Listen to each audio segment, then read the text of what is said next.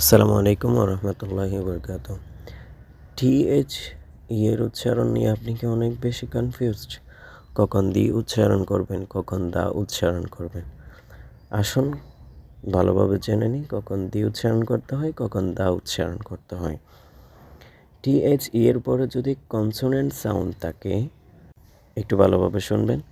TH এর পরে যদি কনসোনেন্ট সাউন্ড থাকে তবে এর উচ্চারণ দার মতো হবে। For example, the pen, the top, the sun, the country, the table. দি কখন বলবো? এর পরে যদি বাউল সাউন্ড থাকে তবে এর উচ্চারণ দি এর মতো হবে। যেমন the egg, the elephant, the অনেস্টমেন্ট, the umbrella, the ornament, in the afternoon, the ornament in the afternoon.